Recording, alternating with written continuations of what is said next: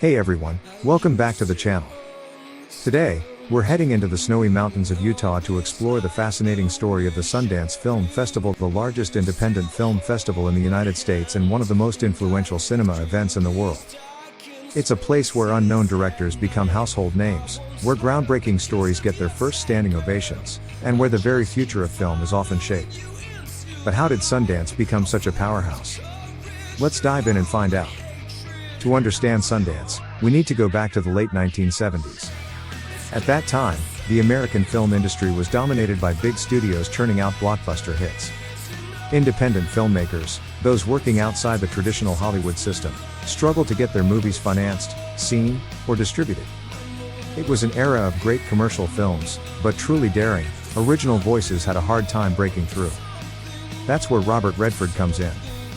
Redford was already a major Hollywood star by the 70s, but he was passionate about nurturing independent cinema. In 1969, he bought land in Utah's Wasatch Mountains and established the Sundance Resort, a retreat dedicated to art, nature, and creative experimentation. Then in 1981, Redford decided to use Sundance as the base for something more ambitious, a cultural movement to support independent filmmakers. That year, he moved the struggling U.S. Film Festival from Salt Lake City up to Park City, Utah, under the Sundance Institute banner. It was a bold experiment to create a festival that would give independent filmmakers a platform to showcase their work, connect with audiences, and, hopefully, attract distributors. At first, it was a modest affair. Just a handful of films, a few snow-covered screening rooms, and a bunch of young, hungry filmmakers hoping someone would notice their stories. But by the mid-1980s, things began to heat up. In 1984, the festival introduced a section called the Dramatic Competition, specifically highlighting American independent films. Suddenly, Sundance was on the radar. Then came the watershed year of 1989. That's when a gritty little film called Sex, Lies, and Videotape, directed by then unknown Steven Soderbergh, won the Audience Award. It was raw, original, and made for just over $1 million. After Sundance, it was picked up for distribution and went on to become a massive critical and commercial hit. The success of that film sent a shockwave through the industry, proving that Sundance could launch serious careers and turn indie films into mainstream sensations. Through the 1990s, Sundance exploded. It became the place where studios and distributors sent scouts to find the next big thing.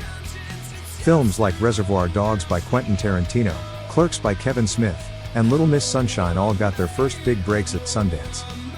Not only did the festival help launch filmmakers, it also shifted American cinema. More daring, personal, offbeat stories started finding audiences and even influencing big studio projects. Sundance also pioneered the idea of indie films as major cultural events. Deals were struck in the snowy streets of Park City, with bidding wars often breaking out right after screenings.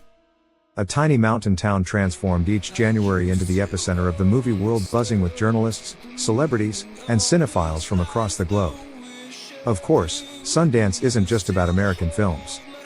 Over the years, it's become a global showcase for international cinema, documentaries, and groundbreaking short films. Important docs like An Inconvenient Truth and Hoop Dreams first found acclaim at Sundance, shaping conversations far beyond the festival. Sundance has also been a launchpad for diversity in film. It's long championed voices that Hollywood often overlooked: women directors, LGBTQ stories, films by and about people of color. Today, the festival has dedicated programs specifically aimed at nurturing underrepresented voices. As technology changed, so did Sundance.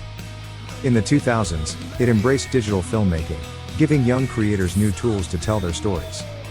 More recently, Sundance has become a home for VR experiences and immersive storytelling, proving it's still on the cutting edge. And then came the global pandemic. In 2021, for the first time, Sundance went almost entirely virtual. Thousands of film lovers logged in from living rooms around the world to watch premieres, join Q&As, and keep the spirit of indie film alive even if they couldn't crowd into a snowy Park City theater. It was a testament to just how important this festival had become. Today, Sundance remains the heartbeat of independent cinema.